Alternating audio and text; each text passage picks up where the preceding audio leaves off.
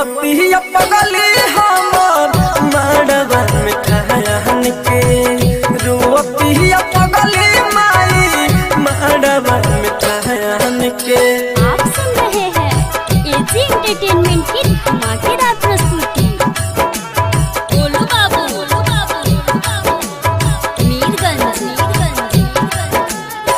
नाम तो सुना ही होगा, सुनील साहू उर्फ टाइगर, जख्मी दिल, खालिसपुर। हमारा बिना चाही नहीं एक पाग हो डोली। ऐसे सजा के मरवा। हमारा बिना चाही नहीं एक पाग हो डोली। हाथवा में लेके बैठा दिया जहर के गोली। याद जब आई तो तेज देहब जान के, रोवती पगली हमर मड़वा मिठायन के, रोवती पगली माई मड़वा मिठायन के। आप सुन रहे हैं एजी एंटरटेनमेंट की धमाकेदार प्रस्तुति। बोलो बाबू, बोलो बाबू, मीरगंज।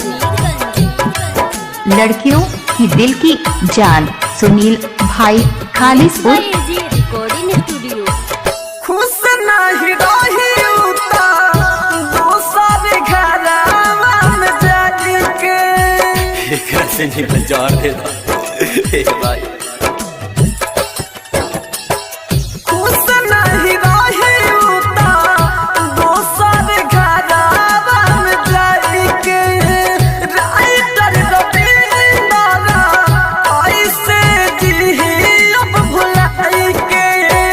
राजा राजधानी जी अपन वो के मन के, रोती पगली हमर मड़वा मिठायन के, रोती पगली माई मड़वा मिठायन के।